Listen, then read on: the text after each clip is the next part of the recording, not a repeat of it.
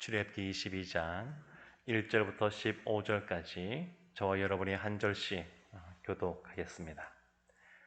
사람이 소나 양을 도둑질하여 잡거나 팔면 그는 소 한 마리에 소 5마리로 갚고 양 한 마리에 양 4마리로 갚을지니라.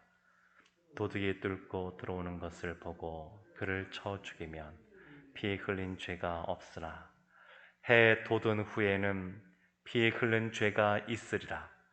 도둑은 반드시 배상할 것이나 배상할 것이 없으면 그 몸을 팔아 그 도둑질한 것을 배상할 것이요 도둑질한 것이 살아 그의 손에 있으면 소나 나귀나 양을 막론하고 갑절을 배상할지니라. 사람이 밭에서나 포도원에서 짐승을 먹이다가 자기의 짐승을 놓아 남의 밭에서 먹게 하면 자기 밭에 가장 좋은 것과 자기 포도원에 가장 좋은 것으로 배상할지니라. 불이 나서 가시나무에 댕겨 낯가리나 거두지 못한 곡식이나 밭을 태우면 불 놓은 자가 반드시 배상할지니라. 사람이 돈이나 물품을 이웃에게 맡겨 지키게 하였다가 그 이웃집에서 도둑을 맞았는데 그 도둑이 잡히면 갑절을 배상할 것이요 도둑이 잡히지 아니하면 그 집 주인이 재판장 앞에 가서 자기가 그 이웃의 물품에 손댄 여부의 조사를 받을 것이며 어떤 잃은 물건 즉 소나 나귀나 양이나 의복이나 또는 다른 잃은 물건에 대하여 어떤 사람이 이르기를 이것이 그것이라 하면 양편이 재판장 앞에 나아갈 것이요 재판장이 죄 있다고 하는 자가 그 상대편에게 갑절을 배상할지니라. 사람이 나귀나 소나 양이나 다른 짐승을 이웃에게 맡겨 지키게 하였다가 죽거나 상하거나 끌려가도 본 사람이 없으면 두 사람 사이에 맡은 자가 이웃의 것에 손을 대지 아니하였다고 여호와께 맹세할 것이요 그 임자는 그대로 믿을 것이며 그 사람은 배상하지 아니하려니와 만일 자기에게서 도둑 맞았으면 그 임에게 배상할 것이며 만일 찢겼으면 그것을 가져다가 증언할 것이요 그 찢긴 것에 대하여 배상하지 아니할지니라. 만일 이웃에게 빌려온 것이 그 임자가 함께 있지 아니할 때에 상하거나 죽으면 반드시 배상하려니와 그 임자가 그것과 함께 있었으면 배상하지 아니할 것이라. 만일 새 낸 것이면 새로 족하니라. 아멘. 하나님은 공의로우신 분이십니다. 하나님의 그러한 공의와 정의 이것을 우리가 본받아서 이 땅에서도 그러한 삶을 살아가야 되는데 공의, 정의 그러면 이것이 추상적인 것이어서 구체적으로 어떻게 살아가야 되는지 우리가 알기 어려운 부분들이 있습니다. 근데 오늘 나오는 이 본문의 내용은 배상과 관련된 것인데 이 배상과 관련된 이 규례들의 그 면면이 흐르고 있는 것을 보게 되면 하나님의 공의와 정의가 어떻게 구체적으로 우리들의 삶 속에서 펼쳐지는지 그러한 것을 우리가 알 수가 있습니다. 10계명 중에 제8계명이 도둑질하지 말라인데 오늘 본문은 이 도둑질하지 말라라는 계명과 관련하여 조금 더 세부적으로 그것을 말씀하고 있습니다. 1절 말씀이 이렇게 나옵니다. 사람이 소나 양을 도둑질하여 잡거나 팔면 그는 소 한 마리에 소 5마리로 갚고 양 한 마리에 양 4마리로 갚을지니라. 사람이 이웃의 그러한 소나 양을 도둑질하는 경우가 발생한다 그러면 그 사람이 그 도둑질한 소나 양을 이미 잡아서 죽였거나 아니면 그것을 또 다른 사람에게 팔아서 자신이 금전적으로만 지금은 이득을 보고 있다. 그럴 경우에는 그 사람이 원래 그 주인에게 소는 5배로 그리고 양은 4배로 갚으라. 이런 규정입니다. 이 도둑질과 관련된 이 계명은 보게 되면 단순히 다른 사람의 경제적인 그러한 손해, 물질의 그러한 손해를 끼치는 것, 그것뿐만이 아닙니다. 하나님께서는 아담과 하와가 범죄한 이후에 그들에게 땀 흘려 일해서 그것으로 먹고 살라고 했는데, 도둑질이라고 하는 것은 자신의 그러한 땀과 또 노력으로 그것을 살아가는 것이 아니라 빼앗아서 이렇게 살아가는 것입니다. 그러니까 하나님께서 말씀하시는 그런 규정들과는 다 어긋나고, 그리고 그 마음속에 탐심은 있고 그래서 빼앗는 것을 볼 수 있습니다. 근데 이와 같은 그러한 소와 양의 규정이 좀 다른 이유는, 소는 양보다 더 귀한 그러한 동물로 짐승으로 취급을 받았습니다. 그리고 등치도 더 이렇게 크고요. 그리고 새끼를 낳을 때도 또 그 양이나 소가 클 때 그 기간을 보게 되면 소가 훨씬 더 키우기가 까다롭습니다. 그래서 이 소를 훔쳐간다라고 하는 것은 그만큼 훨씬 더 철저하게 계획을 세우고 의도를 가지고 도둑질을 한 것을 볼 수 있습니다. 그래서 소는 5배로, 양은 4배로, 그냥 훔친 것 그대로 돌려주는 것으로 되는 것이 아니고 이만큼 과하게 5배로, 4배로 갚으라라고 하는 것은 사람이 마음속에 갑자기 탐심이 쑥 들어와서 훔치고자 하는 마음이 들 수 있는데, 그때 이 규례를 떠올리는 겁니다. 이것이 들키면 내가 5배로, 4배로 갚아야 되는 거구나. 그러면 조금 더 마음에 이게 제동이 되게 되고, 그리고 이것을 생각하면서 도둑질하지 않는 그러한 것도 염두에 두신 겁니다. 근데 오늘날 보게 되면 소나 양을 훔칠 일들은 우리 일상에서는 거의 흔히 우리가 보긴 어려울 것 같고, 대신 또 다른 것들이 많이 있습니다. 나쁘게 하는 그러한 기획부동산, 개발 호재가 있다라고 속이고 투자자들을 끌어모아서 그들의 돈을 갈취하는 그러한 사기를 치는 사람들, 또 요즘 보면 주식이나 또 가상화폐나 이런 쪽이 화랑이다 그러니까 그와 관련된 그러한 정보들을 주겠다 그러고 그런 것들을 조작하는 사람들, 다 그런 사람들이 여기에서 말하는 도둑질과 관련된 것들을 하는 사람들이라고 할 수 있습니다. 근데 이런 사람들에 대해서 하나님께서는 분명하게 더 많은 것들을 갚아야 된다 이렇게 말씀하시고, 그리고 2절과 3절에 보게 되면 정당방위에 대한 말씀을 하십니다. 정당방위가 허용되는 범위가 어디까지냐, 이것을 말씀하시는데, 2절에 보면 도둑이 뚫고 들어오는 것을 보고 그를 쳐 죽이면 피 흘린 죄가 없으나 해 돋은 후에는 피 흘린 죄가 있으리라. 도둑은 반드시 배상할 것이나 배상할 것이 없으면 그 몸을 팔아 그 도둑질한 것을 배상할 것이요. 깜깜한 밤에 오늘처럼 이렇게 집이 견고하게 보안 장치가 되어 있는 이때가 아니고, 이 당시 이스라엘은 천막 가운데 살았습니다. 그러니까 옆에 있는 천막에 들어가기가 쉽습니다. 텐트 보면 이렇게 자크도 있고 있는데 그런 것처럼 들어가기가 쉽습니다. 근데 깜깜한 밤에 이와 같이 도둑이 뚫고 들어올 때 깜짝 놀라서 정당방위로 옆에 있는 막대기를 휘두른다든지, 아니면 그래서 그 도둑을 때려서 그 도둑이 죽게 될 경우에 무죄하다라는 겁니다. 어두운 밤에 도둑이 들어와서 깜짝 놀라서 정당하게 자신을 보호하는 것은 무지하다.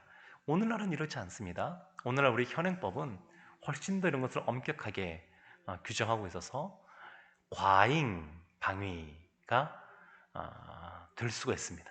그러니까 오늘날과는 약간 차이가 있습니다만 이 어두울 때는 보이지 않으니까 그 마음에 의도가 없습니다. 집 주인의 마음속에 이 사람을 내가 반드시 쳐서 죽여야 되겠다 이런 의도가 없습니다. 하나님은 그 마음속에 의도가 있느냐 없느냐, 고의가 있느냐 없느냐, 계획을 했느냐 안 했느냐 이것을 보시거든요. 그 3절에 보시면 해 돋은 후에는 피 흘린 죄가 있으리라. 그러나 해가 돋아서 도둑이 누군지 얼굴을 분별할 수가 있습니다. 도둑이 어떻게 들어왔는지를 볼 수가 있습니다. 그럴 때 그 사람을 쳐서 죽이면 그 사람에게는 죄가 있는 겁니다. 아무리 도둑이라 그래도 그 정도가 있는데, 근데 그것을 넘어섰을 경우에는 죄를 받게 된다 이렇게 말씀하고 계신 겁니다. 그러니까 하나님은 늘 우리의 마음의 중심을 보시는 분입니다. 우리의 마음의 중심이 늘 하나님 보기에 이렇게 악한 생각으로 가득 차 있느냐, 그렇지가 않고 이와 같이 갑자기 도둑이 들어왔을 때에 그 마음에 그냥 우발적으로 이런 것들이 벌어졌느냐, 그런 것이 기준인 것을 볼 수 있습니다. 이 도둑질과 관련된 것 중에 하나 우리가 또 기억해야 될 것은 하나님에 대한 것도 마찬가지입니다. 아말렉 전투, 사울 왕이 아말렉 전투를 벌이게 되는데 하나님께서 모든 것을 진멸해라 이렇게 말씀하셨습니다. 근데 사울 왕이 그 전쟁에서 승리하고 보니까 양이나 소나 너무너무 좋은 것들이 있는 겁니다. 인간적으로 볼 때 죽이기가 아깝습니다. 그래서 변명거리를 찾아냈습니다. 이 좋은 것은 하나님께 제사를 드려야 되겠다. 그래서 그것들을 살려서 가지고 왔습니다. 하나님께서는 이것도 책망하셨습니다. 그러니까 늘 그 마음의 중심이 주님 앞에서 순전해야 됩니다. 늘 그 마음의 중심을 보시는 분이시기 때문에 그렇습니다. 5절 말씀 보게 되면 또 다른 식의 배상 문제가 나옵니다. 사람이 밭에서나 포도원에서 짐승을 먹이다가 자기의 짐승을 놓아 남의 밭에서 먹게 하면 자기 밭에 가장 좋은 것과 자기 포도원에 가장 좋은 곳으로 배상할지니라. 의도한 것이 아닙니다. 그러나 자신이 키우는 소나 또 다른 짐승이, 낙이나 이런 짐승들이 옆에 있는 다른 사람의 소유의 밭이나 포도원을 먹으면서 훼손했다 그러면 배상하라는 겁니다. 오늘날도 보게 되면 이런 분들을 좀 볼 때가 있는데 분명히 자신이 데리고 다니는 애완견이나 또 다른 짐승이, 또 다른 사람이, 자신의 밑에 있는 다른 사람이 또 다른 사람에게 피해를 끼쳤을 경우에 그래서 어쩌라는 겁니까? 내가 의도한 것도 아닌데, 그리고 소라고 하는 것이 그냥 있으면 먹는 거지 이러면서 뻔뻔하게 나가는 사람도 사실은 우리가 생각보다 쉽게 만납니다. 그런데 그렇게 하지 말라는 겁니다. 그런 일이 벌어지면 다른 사람에게 조금이라도 피해를 끼쳤으면 자신의 밭에 있는 가장 좋은 것, 자신의 포도원에 있는 가장 좋은 곳으로 배상하라는 겁니다. 본인이 직접 한 것 아니고 그런 의도가 있는 것 아니었지만 상대방에게 손해를 끼쳤으면 가장 좋은 곳으로 배상해 주라는 겁니다. 그래서 예수 믿는 사람들은 살다 보게 되면 이런 것들 때문에 손해 볼 때가 있습니다.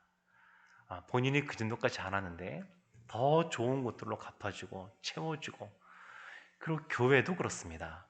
교회도 여러 가지 오해를 많이 받기도 하고 그리고 또 여러 가지 또 얘기들이 있으면 우리가 하지 않았어도, 또 우리의 책임이 이렇게 크지 않아도 더 많은 것들을 좋게 이렇게 행하는 것들이 있습니다. 근데 하나님께서 그렇게 하라는 겁니다. 그러면 손해나는 것은 어떻게 될까요? 우리가 이렇게 선을 베풀었는데 손해라는 것은 어떻게 되는 거냐면 하나님께서 채우신다는 겁니다. 공의로우신 하나님께서 그 모든 것을 판단하시고 하나님이 채우십니다. 7절과 8절 말씀을 보게 되면 또 다른 경우인데, 다른 사람에게 자신의 어떤 짐승이나 물품을 맡겨놨습니다. 그런데 그 다른 사람에게 도둑이 들어서 그것을 훔쳐갔을 경우에 어떻게 할 것이냐, 아주 하나님께서 세세하게 이런 것들을 다 규정하고 계시는데, 8절 말씀을 보겠습니다. 도둑이 잡히지 아니하면 그 집 주인이 재판장 앞에 가서 자기가 그 이웃의 물품에 손댄 여부의 조사를 받을 것이며, 도둑이 잡혔으면 문제가 되지 않는데, 도둑이 잡히지 않았으면 그냥 그 물건을 맡아서 있는 사람이 재판장에 가서 내가 훔친 것이 아니다, 내가 사용한 것이 아니다, 이것에 대해서 재판을 받아야 된다, 이렇게 말을 합니다. 이것과 관련하여 또 하나 이 10절, 11절에 보게 되면 또 다른 내용이 이렇게 나옵니다. 사람이 나귀나 소나 양이나 다른 짐승을 이웃에게 맡겨 지키게 하였다가 죽거나 상하거나 끌려가도 본 사람이 없으면, 11절에 두 사람 사이에 맡은 자가 이웃의 것에 손을 대지 아니하였다고 여호와께 맹세할 것이요 그 임자는 그대로 믿을 것이며 그 사람은 배상하지 아니하려니와. 맡겨두었는데 그것이 사라지는 것을 본 사람이 아무도 없습니다. 그럴 경우에 누구도 거기에 대해서 증언할 수 있는 사람이 없기 때문에 이 맡고 있던 사람이 원래 주인에게 여호와께 나는 손대지 않았다 맹세한다 그러면 믿어주라는 겁니다. 다른 것이 없습니다. 그냥 하나님께 나는 그 물건에 또 그 짐승에 손을 대지 않았다 이렇게 말하면 있는 그대로 받아주라는 겁니다. 이스라엘은 하나님을 믿는 그러한 신앙 공동체, 믿음 공동체입니다. 그래서 하나님의 이름으로 이렇게 행할 경우에는 그냥 믿어주라는 겁니다. 다른 것을 하지 말고 믿어주라, 이렇게 말을 하고 있습니다. 그래서 교회에서 벌어지는 여러 가지 일들에 대해서도 이 교회 안에서 모든 것들을 해결하는 것이 필요합니다. 그러니까 간혹 안타까운 일이지만 어떤 교회들 보게 되면 교회 안에 있는 분쟁을 세상의 법정으로 가져가는 경우들이 있는데, 그렇게 하면 안 됩니다. 이 교회 안에서 벌어지는 것들은 교회 안에서 하나님 앞에서 해결하는 것이 필요합니다. 13절에 이런 말씀이 있습니다. 만일 찢겼으면 그것을 가져다가 증언할 것이요 그 찢긴 것에 대하여 배상하지 아니할지니라. 어떤 사자나 곰이나 이런 것들이 양이나 이런 동물을 찢어서 죽였으면 거기에 대해서는 배상하지 않아도 된다, 이렇게 하나님께서 규정하고 있습니다. 이 당시에 양을 치는 사람들, 이런 사람들은 주인이 아니라 주인이 또 다른 사람들에게 일거리를 맡긴 경우들이 대부분이다 보니까 그 가난한 사람들, 그런 사람들을 배려하는 하나님의 모습도 이곳에서 발견할 수가 있습니다.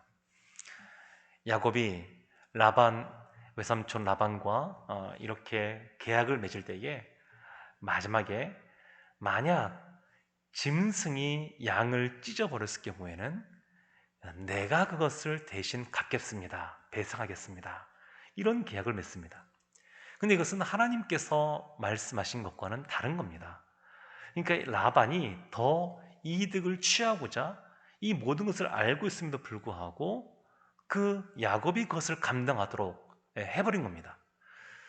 요셉이 형들에게 팔려갈 때 이 형들이 야곱에게 와서 하는 말이 요셉이 짐승에 찢겨서 죽었습니다, 그렇게 말했습니다. 이런 것들은 다 자신들의 책임을 벗어나고자 이렇게 말하는 것들입니다. 근데 우리가 결과를 다 알고 있습니다. 야곱의 결과는 하나님께서 결국 더 부하게 만들으셨고, 요셉도 하나님이 결국 더 높여주셨습니다. 그러면 요셉의 형들이 편하게 살았느냐? 아니요, 그렇지가 않습니다. 하나님께서 갚으시기 때문에 요셉에게 나아갈 때 그들이 두렵고 떨리는 마음으로 있었고, 아버지 야곱이 살아있을 동안도 가슴을 조마조마하게 하고 있다가 야곱이 죽은 이후에 다시 자신들의 죄를 청하는 그러한 삶을 살았습니다. 사랑하는 성도 여러분, 공의로우신 하나님께서는 그 하나님을 믿고 바라고 그와 같이 주님을 닮아가는 모습으로 살아가는 삶의 사람들에게 그 손해도 하나님이 갚아주시고 하나님이 오히려 높여주시고 채워주실 줄로 믿습니다.